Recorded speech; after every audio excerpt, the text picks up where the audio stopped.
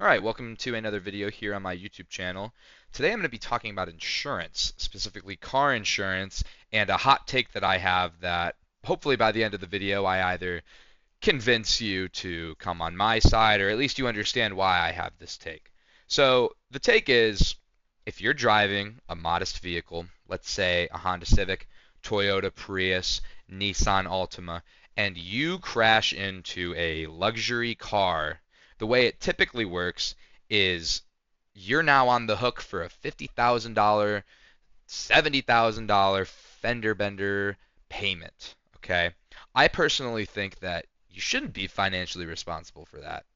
I mean, just because they decided to drive a supercar on the road doesn't mean that you should now be financially responsible for their vehicle.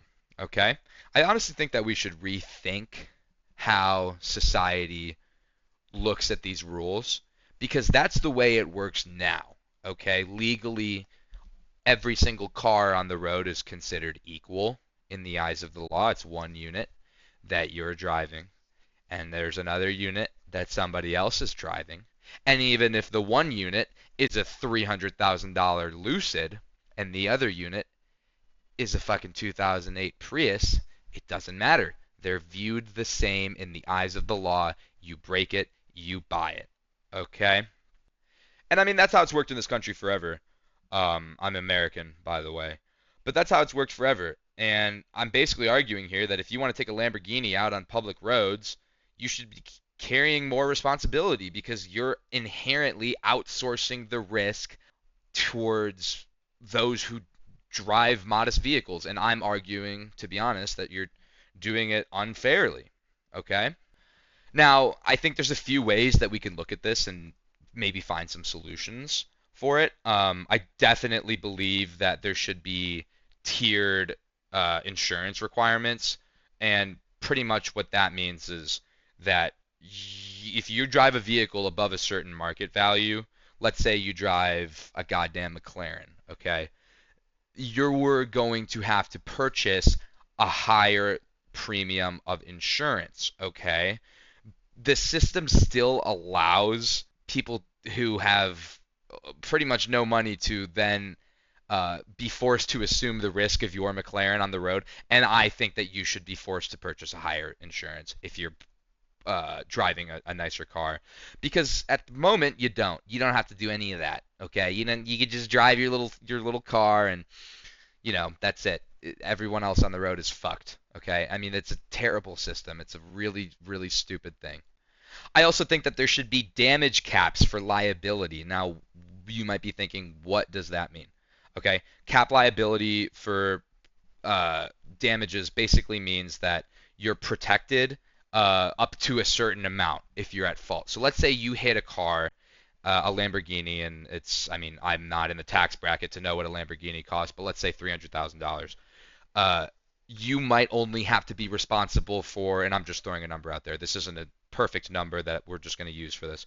$100,000. You only have to be responsible for $100,000 on your insurance legally. Okay? Then their insurance has to bill the rest of it, right? It's not that they have to pay out of pocket, which they could afford to do so anyways, by the way, but we don't even have to get into that. Just that your insurance would be on the hook for 100K. Now, still a significant amount of money, but that's not going to bankrupt you. That's the problem here, is that the current system allows basically regular people to get bankrupted for, doing something that, shit happens on the road, right? Like, and I'll get into this later, but you can't expect everybody to be perfect on the road 100% of the time. People are going to get into accidents, and it's unfortunate that this is the way that the system works. This basically is just shifting the burden back onto those who choose to operate disproportionately expensive cars on the road, right? It's just it's just ridiculous to think about. Like, we need to recognize that choosing to drive a supercar on public roads is a choice that inherently introduces extraordinarily high exposure of risk to others, okay? You are outsourcing that risk to poor people, not even poor people, middle class people who can't afford a goddamn Lucid, okay? People who might not necessarily live paycheck to paycheck, but it'll eat into their goddamn savings account if all of a sudden they have to pay $50,000 because you decided to drive a McLaren, okay?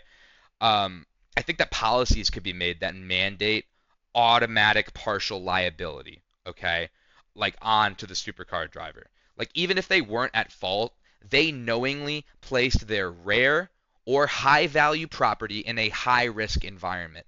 I have no idea why people are pretending like public roads. I mean, have you ever driven before? I don't know why people are pretending like public roads are this safe haven where you can expect people to always be making the right decisions 24/7 because every single day, not every day, but at least once a week, I have to honk at somebody because they either almost caused an accident or are cutting me off or doing something egregious, right? The road is not necessarily this completely perfect safe haven that people are going to make it out to be, right? This would be similar to how some jurisdictions handle commercial trucking or dangerous activities. If you're going to go skydiving, right, you're not going to be, you're taking on a risk, okay? You are acknowledging that this is a dangerous activity that could have possibly negative outcomes. You're taking on that risk yourself. And I think it should be the same with driving a big supercar on the road in terms of insurance purposes.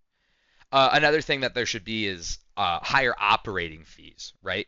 There's higher operating fees for like heavy trucks, like big trucks on the road that like tear the shit out of all the asphalt that they drive over.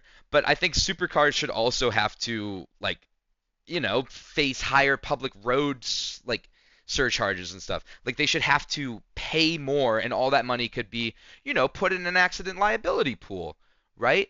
And that's another thing where you're kind of forcing these drivers to pay a higher premium essentially. This is basically just government forcing them to purchase insurance. But yeah, that's sort of a smaller thing that I wanted to bring up. I mean, like, if you have the privilege of bringing a $400,000 car onto the road, that should come with contributing more to collective risk coverage, right? You shouldn't just be able to, oh, I'm just going to drive my McLaren, and if somebody hits me, whatever, I'll just buy a new one, and they'll buy me a new one, and who cares what happens to them, right? Like, people are going to starve. I mean, maybe they won't starve, but they're going to have to go into bankruptcy, and it's going to completely fuck over their life. You know what I mean? Like, this is a bad thing. It's a bad system that we have in place, right? And talking about the morality of this, right? Like I said earlier, legally all vehicles are treated as equal units on the road, okay? But there's so much huge economic asymmetry with all of this, right? Like a $20,000 Civic, and even not even a $1,000 Civic is not the same as a fucking $500,000 fucking big ass Tonka truck that Yeet's driving down the road, okay? That's not the same. It is not the same, and the fact that the law views them as the same is ridiculous, right?